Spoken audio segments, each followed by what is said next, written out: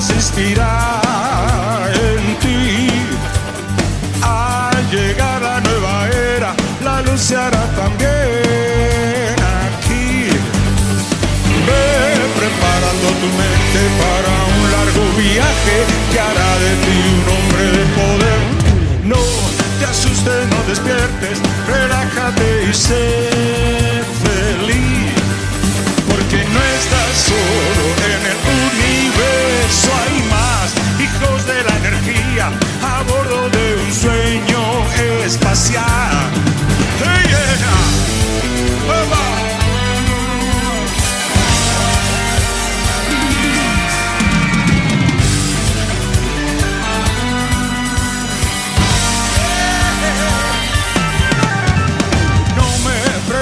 cómo ha sido que te hemos elegido a ti. Hoy el mundo está en conflicto y hemos decidido intervenir. Te daremos una vuelta informativa por Acuario, verás el triunfo de la humanidad. Somos hijos del universo, el cosmos es también tu hogar. No lo dudes nunca, en el firmamento habrá un sitio para todos. Vivirás tus sueños porque el hombre vencerá. Ya sabes, no estás solo, ven, vamos a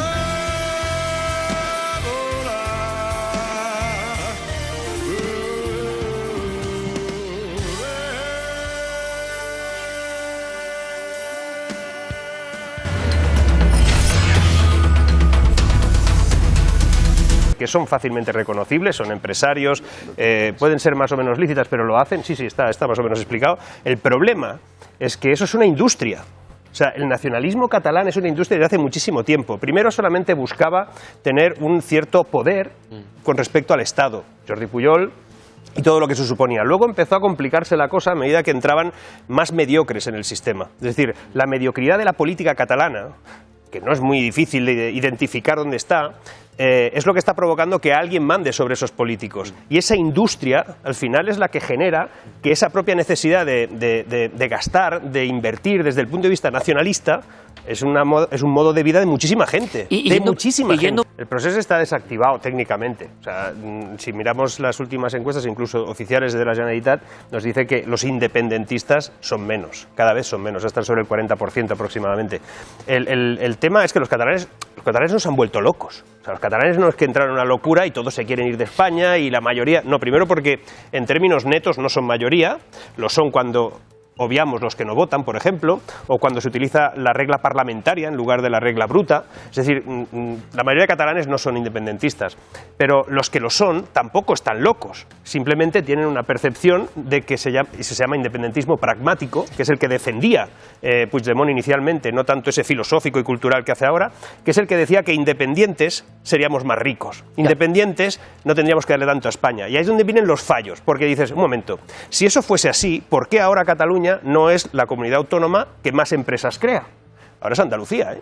Ahora es Andalucía. Andalucía es la comunidad más emprendedora, técnicamente. Ahora, otra cosa es el éxito de las empresas, pero eso es así.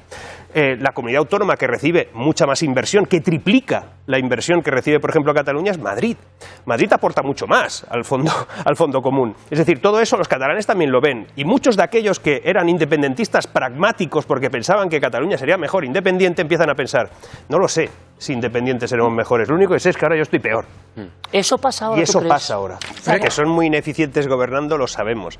Que tienen suficiente presupuesto para no ser la comunidad autónoma con más deuda de todas, lo sabemos. El problema es que ellos, su discurso, y en ese discurso pues lo pueden más o menos demostrar, es que no tienen todo lo que se merecen. Es decir, no tienen todo aquello que recaudarían si pudiesen recaudar con un concierto. El concierto económico es lo que tiene el País Vasco y Navarra. Pero es que ese es un enfoque a populum. Lo digo por toda la gente, que es lo más importante siempre. En 30 segundos, ¿por qué lo tiene el País Vasco, no lo tiene Cataluña? Primero, el peso económico de Cataluña y el País Vasco no tiene nada que ver.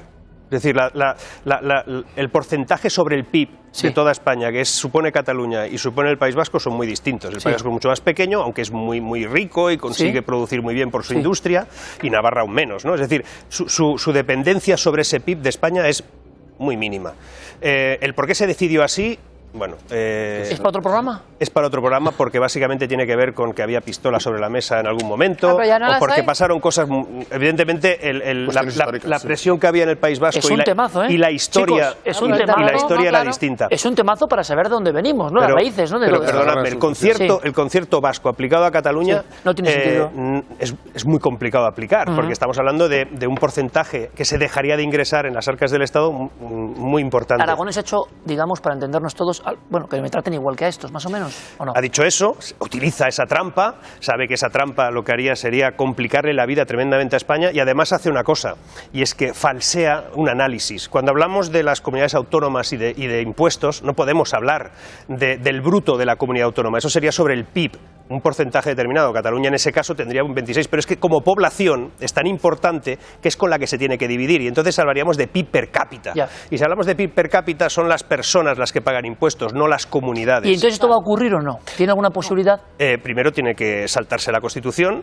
Para ellos, saltarse la Constitución no es un problema porque y eso sí que yo ahí sí que lo acepto, es decir, la Constitución no tiene que ser una cosa que no se pueda tocar, en algún momento se puede tocar, pero se tiene que tocar con los porcentajes adecuados. Y ellos eso no lo tienen tan claro. Creen que con el chantaje actual podrán conseguir todo lo que se propongan. Y yo creo que hay estamentos judiciales en este país que pueden parar eso. Vaya puzzle, ¿eh? Amigo mío.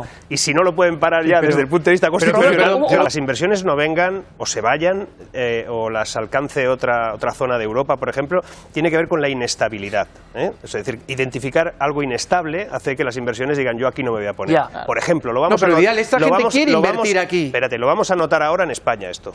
Vamos a notar lo que es un país sin presupuestos generales del Estado aprobados.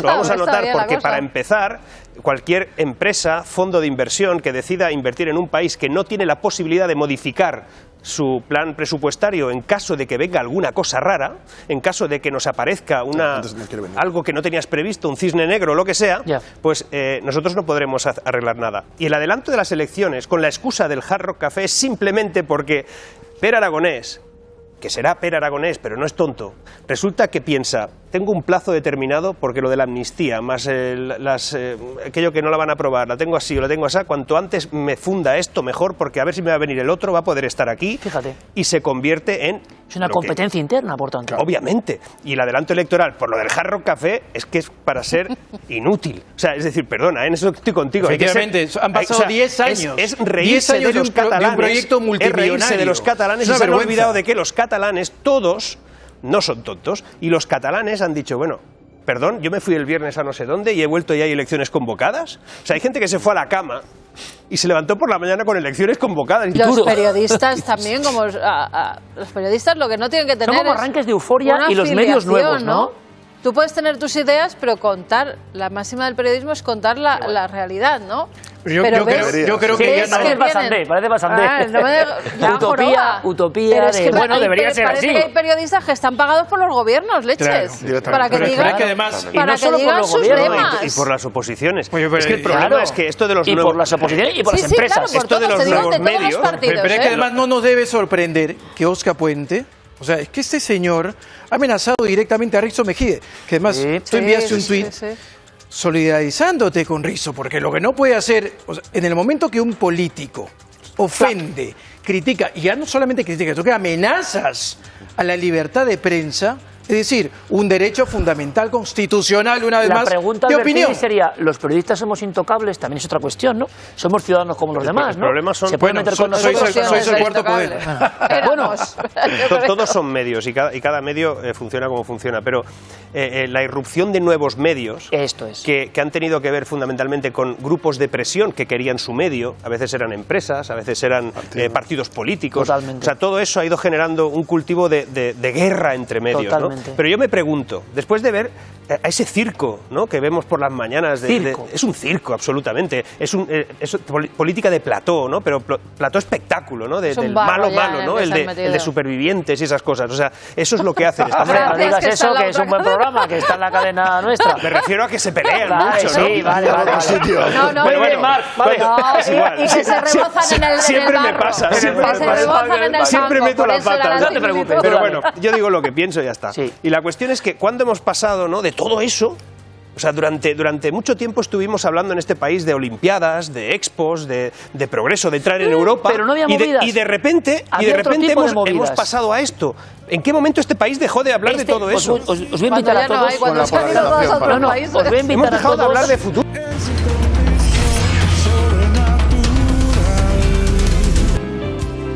Conecta tu interior al lenguaje de la vibración que te llevará a la luz.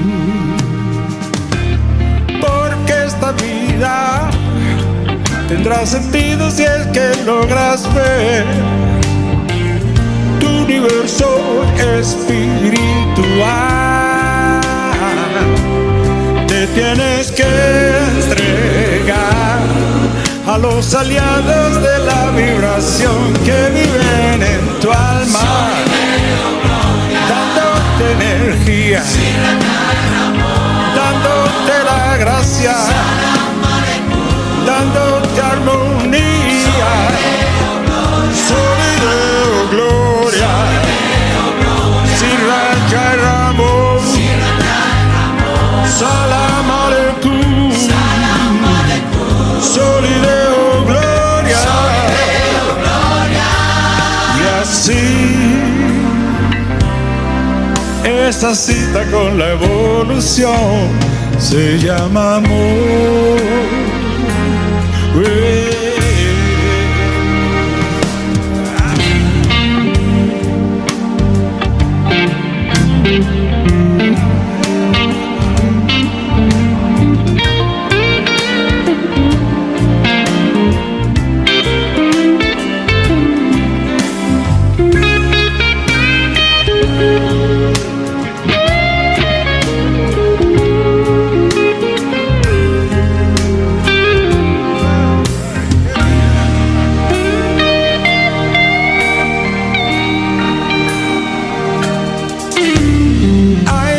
Gente que vive solo el mundo material, angustiados van por la tensión de sobrevivir. Tienes que despertar al alivio de la vibración que vive en tu alma, dándote energía, dándote la gracia, dándote armonía, solideo, gloria, Sirraja Ramón, Salam Aleikum, solideo, gloria, que viven en tu alma, dándote energía, dándote la gracia, dándote armonía, solideo, gloria, Sirraja Ramón, Salam Aleikum, solideo, gloria, y así como siempre seguiré buscando la luz.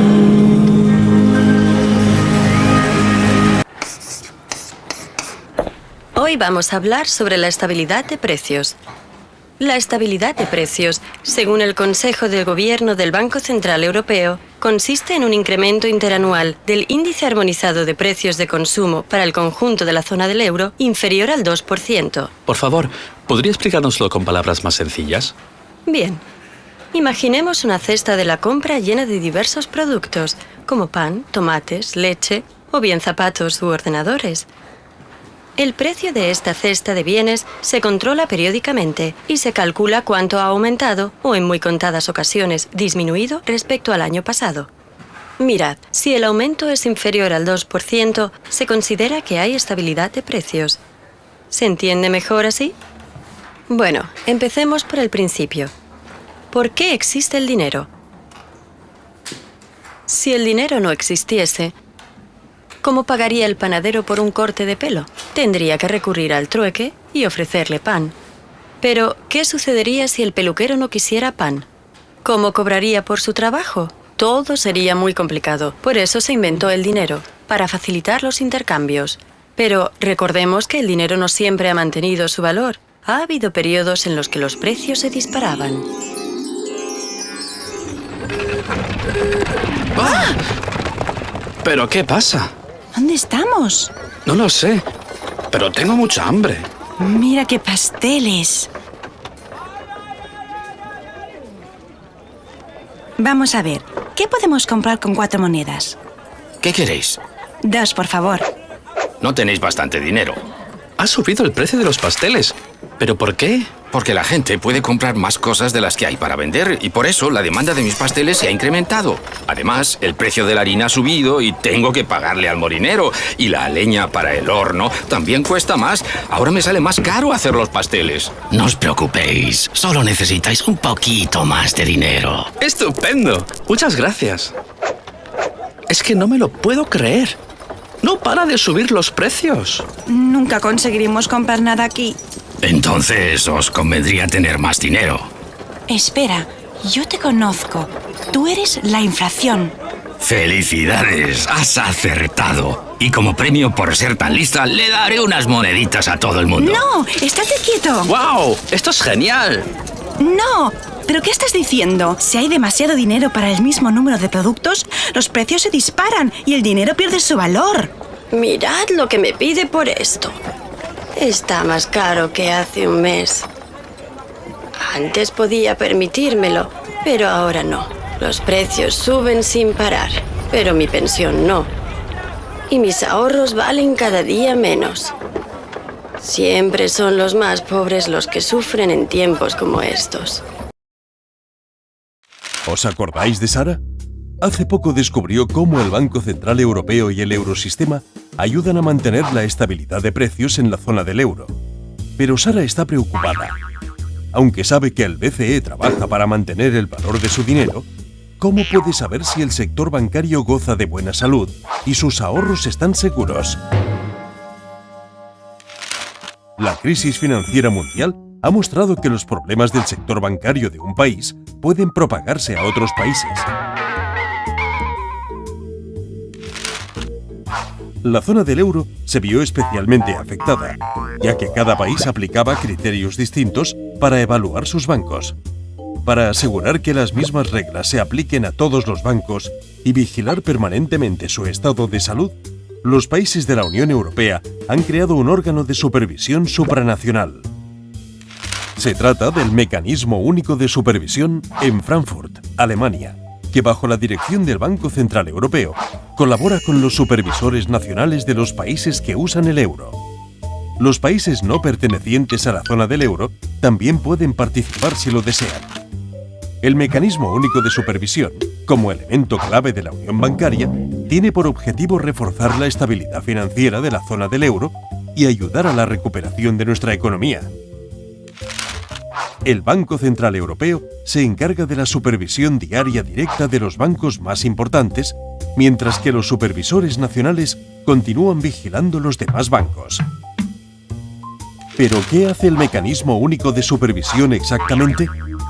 Sara tiene curiosidad. Su tarea principal consiste en comprobar que los bancos cumplen la normativa bancaria de la Unión Europea y tratar de resolver los problemas lo antes posible. El Mecanismo Único de Supervisión examina la manera en que los bancos prestan, piden prestado e invierten su dinero. En otras palabras, evalúa si están en buenas condiciones. Además, el Mecanismo Único de Supervisión tiene poder para exigir a los bancos que aumenten sus reservas como red de seguridad en caso de problemas, conceder o revocar licencias bancarias y, en algunos casos, sancionar a los bancos que infrinjan las normas. El objetivo del Mecanismo Único de Supervisión es mejorar la salud de los bancos y su resistencia frente a perturbaciones externas, como las crisis financieras. Son buenas noticias para Sara, pues el Mecanismo Único de Supervisión ayuda a mantener la solidez de los bancos y sus ahorros seguros. Dormimos poco y más, quemando la salud para llegar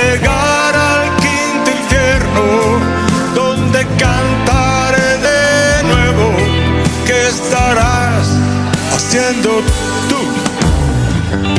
Cada día un concierto, un ensayo, una tensión que controlo sabiendo que es mi vida lo que doy. No hay trampa ni cartón, soy como veis que soy. Sé más por perro que por viejo, pero empiezo a echar de menos un minuto entre los dos. Vivo en la carretera, dentro de un autobús.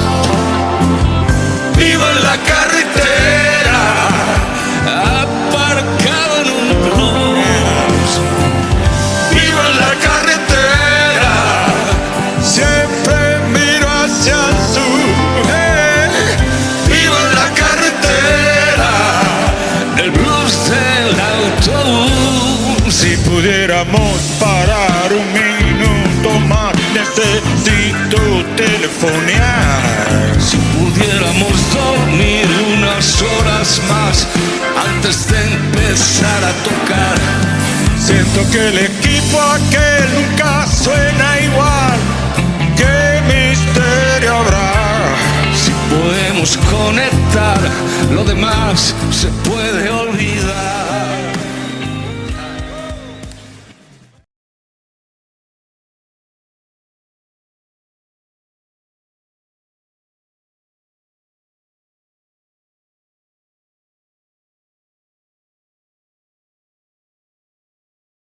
Para mí, como siempre, es un placer estar aquí en esta Comisión de Presupuestos compartiendo con ustedes pues, la visión que tiene AIREF del presupuesto, del ciclo presupuestario y, en definitiva, un poco de la vigencia y validez de los presupuestos como instrumento de planificación económica. En ese sentido, sí que me gustaría empezar en esta ocasión compartiendo con ustedes alguna reflexión sobre la importancia de los presupuestos generales del Estado, sobre la importancia de los presupuestos, en definitiva, de cualquier administración pública, y a mí me parece que no hay un foro mejor para compartir estas inquietudes o estas consideraciones sobre la institución del presupuesto que la Comisión de Presupuestos del Congreso. Y en ese sentido sí que quería reflexionar con ustedes respecto a varios aspectos, tanto de la calidad del presupuesto como de la problemática que un contexto de incertidumbre como el actual plantea en el ciclo presupuestario, pero también en la misión del aval del cuadro macroeconómico que tiene que prestar AIREF. Me gustaría empezar recordando que la AIREF lo que tiene que hacer es informar los presupuestos generales del Estado, en este caso los presupuestos de las administraciones públicas, para generar conocimiento. Y eso implica que el análisis de AIREF no solamente sirve, desde luego, para la realización de análisis pues más en el ámbito profesional, por supuesto los análisis dentro de las Cortes Generales, y también yo creo que una de las funciones que tiene AIREF es acercar la institución del presupuesto a la ciudadanía. No hace mucho, en un foro en el Consejo General de Economistas, yo lo que decía es que una de las funciones de AIREF es acercar el debate presupuestario y fiscal a la sociedad y ayudar a digerirlo. Y en ese sentido yo creo que la AIREF tiene que hacer un esfuerzo. Entonces, sí que me gustaría empezar recordando que el proyecto de presupuestos es el principal instrumento de la política económica del Gobierno. Y, como tal, luego es el mecanismo fundamental de control en el ámbito nacional, más allá de los controles que también puede haber en el ámbito europeo, pero es el principal instrumento de control nacional, tanto si hablo de los presupuestos del Estado como si hablo de los presupuestos de las comunidades autónomas. Y este control se ejerce, además, no solamente en el momento del diseño, es decir, en el momento de la presentación de los proyectos de presupuesto, sino que un presupuesto bien estructurado también ayuda al control posterior por parte de los parlamentos en cuanto a la ejecución de dicho presupuesto. Y en ese sentido, a nosotros nos parece, ya muchas de las cosas las hemos venido diciendo, que llevamos una deriva en la que los presupuestos tienen una serie de carencias notables que, desde luego, restan esta eficacia que tiene que tener en cuanto a instrumento de política económica. Algunas de estas deficiencias son en materia de calidad informativa. Yo creo que el presupuesto cada vez luego incidiré un poco más, tiene menor calidad informativa y eso, desde luego, no es bueno ni para el control que hablaba en el ámbito, pues tanto de las Cortes, en el ámbito de la ciudadanía, pero tampoco facilita la tarea de supervisión por parte de AIREF. Estas deficiencias también restan la potencia que tiene que tener el presupuesto como herramienta de planificación económica. ¿Por qué? Porque no hay una visión o no aporta una visión conjunta e integral de la actuación del Gobierno. Y, por último, también se debilita su función de rendición de cuentas, que, como yo decía, principalmente es ante las Cortes, pero también ante la ciudadanía. Es cierto que la incertidumbre no hace fácil la planificación presupuestaria ni la presupuestación, eso hay que reconocerlo. Pero bueno, el presupuesto tiene instrumentos y tiene herramientas y tiene procedimientos para, de alguna forma, gestionar esta incertidumbre. ¿Qué carencias tiene el presupuesto? Hablaba de estas carencias que restaban calidad, desde luego, a la institución del presupuesto, pero ¿de qué carencias estamos hablando? Pues me gustaría recordar que, en primer lugar, lo que la Ley General Presupuestaria dice es que tiene que haber unos escenarios presupuestarios donde anualmente se encuadren los presupuestos generales del Estado. ¿Y por qué? Porque esto es la programación de la actuación pública. Qué duda cabe que la actuación pública tiene que estar programada, planificada, sin perjuicio de que anualmente eso se vaya concretando en lo que es el presupuesto, que es la expresión cifrada, conjunta y sistemática de los derechos y obligaciones que se prevén liquidar durante el ejercicio. Sin embargo, los presupuestos generales del Estado para el 2023 tienen una serie de carencias, algunas de ellas las más importantes.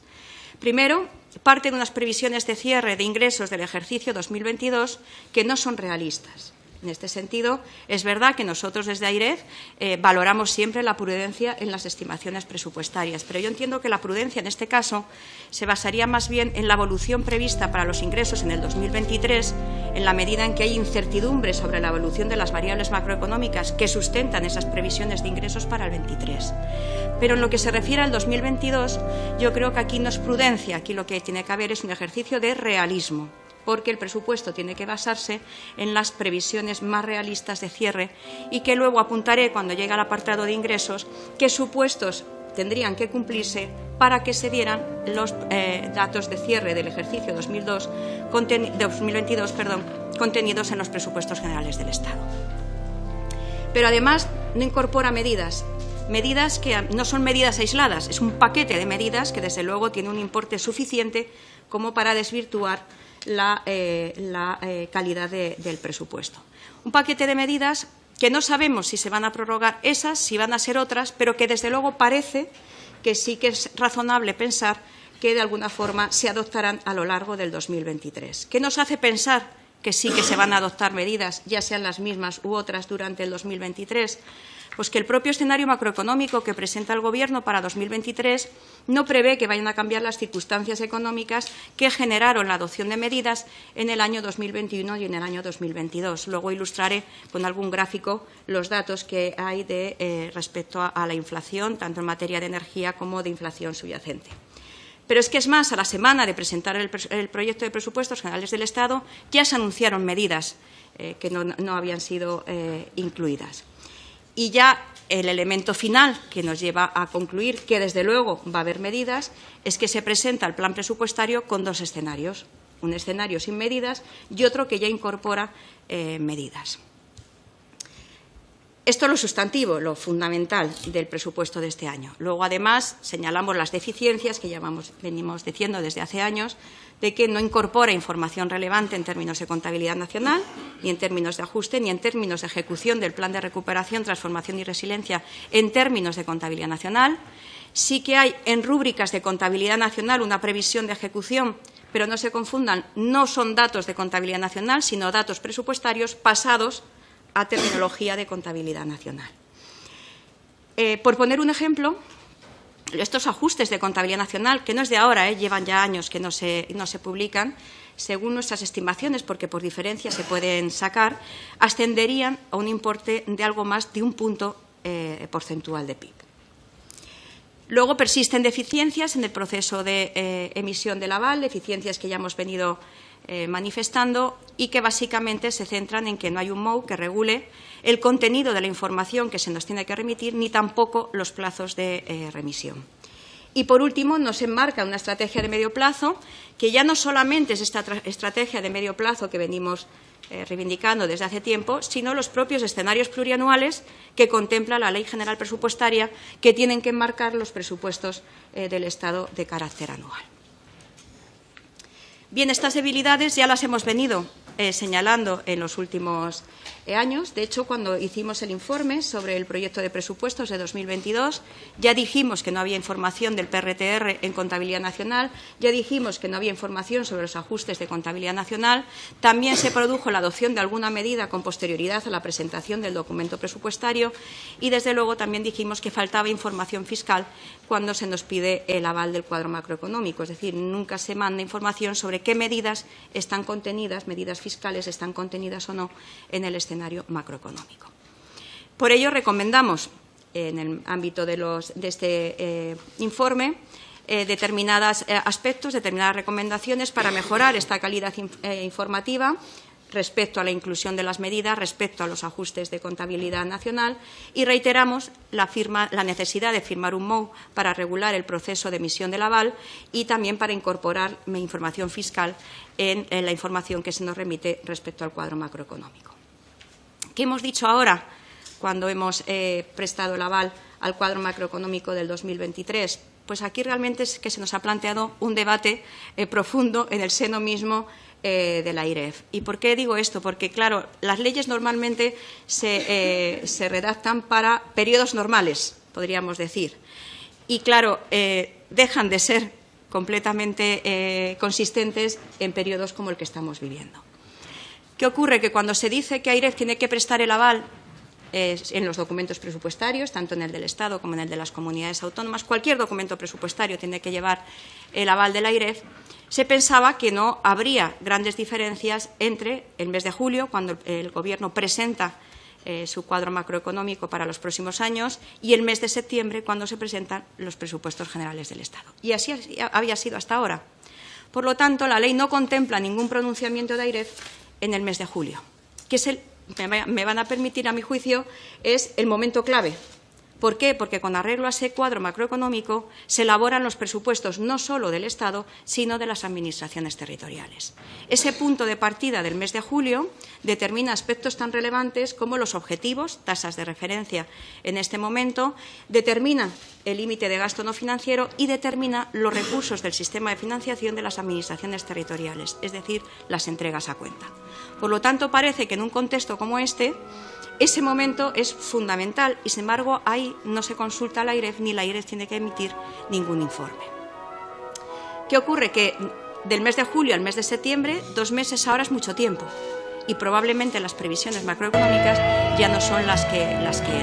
Con lo cual, a nuestro juicio, el aval de AIREF llega tarde.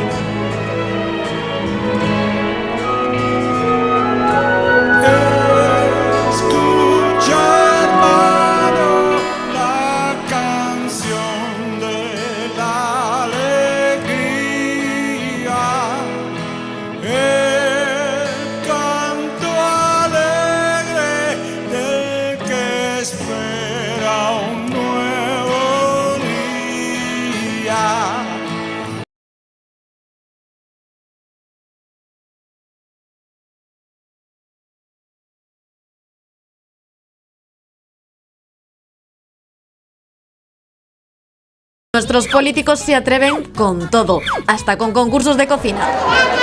Pero ojo, este famoso viral hace que compremos todos sus discursos. No se salvaba en ningún sitio. Cohetes para escapar de la Tierra. Cuanto más celebrities son los políticos, más nos los creemos.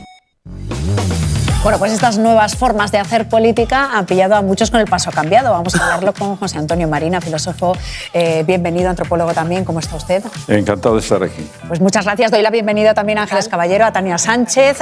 A ver, esta nueva forma de hacer política que nace a raíz de las redes sociales ha llegado para quedarse, entendemos, ¿no? Sí, pero yo creo que debemos estar pendientes de un asunto. Todas las nuevas tecnologías que suponen un gran adelanto suponen también un gran problema hasta que no sabemos manejarla bien.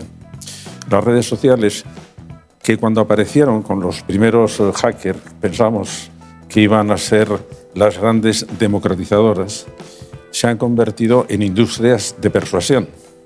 De manera que en este momento detrás Tim Harris, que estuvo en Facebook y en Twitter, decía, bueno, la gente no se da cuenta que cree que es muy libre cuando teclea en su pantalla y se olvida de que hay miles de personas muy inteligentes que están, que están intentando que teclees lo que ellos quieren que teclees.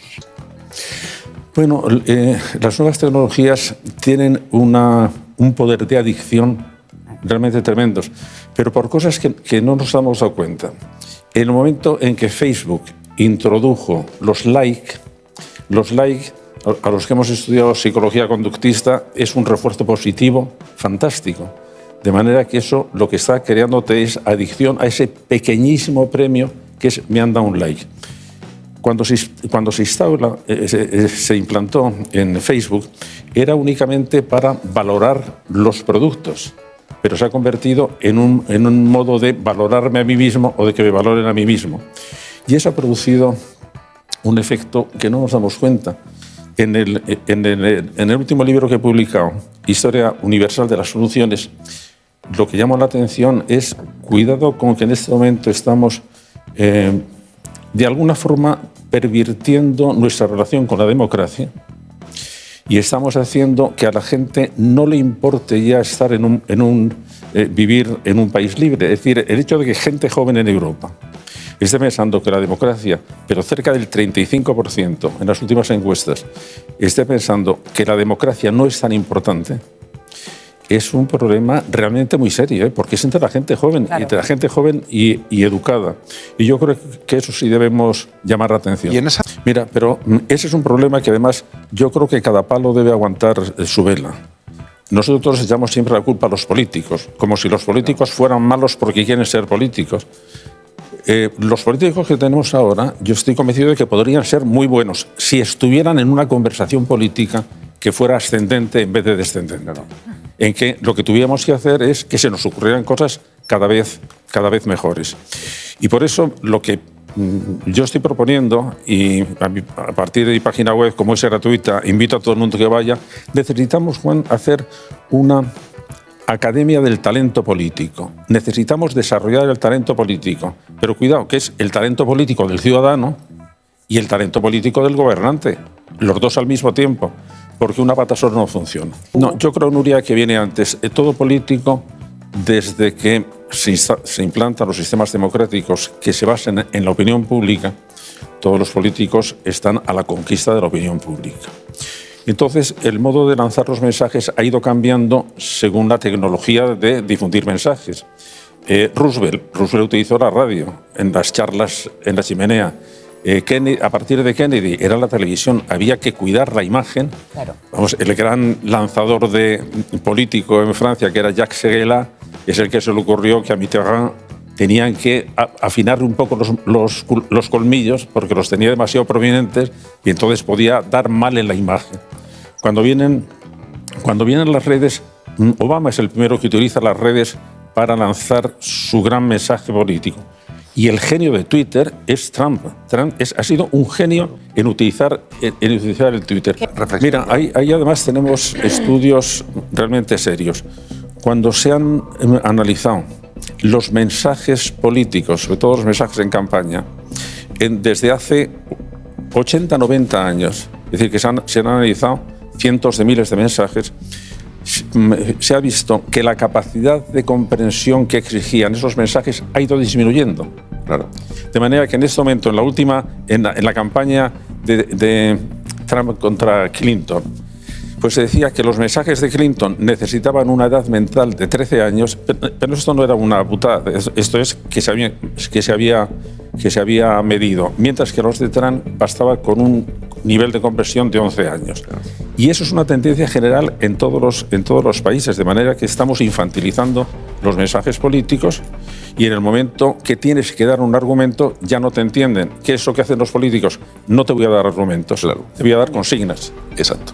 O sea, yo quiero decir... Sí, pero ten en cuenta que el nivel de comprensión de la gente se decide desde algún punto, digamos, que tengas mucha influencia. Es decir, nos ha hecho creer la idea de que si vivimos en una ciudad en red, en una sociedad en red, todos estamos en una red horizontal.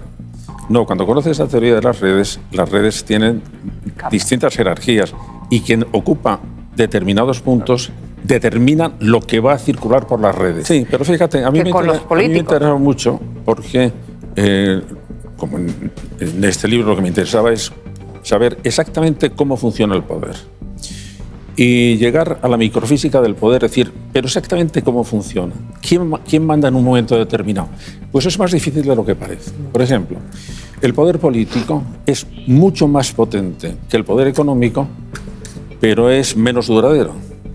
El poder económico es menos potente en cada momento, pero es mucho más duradero.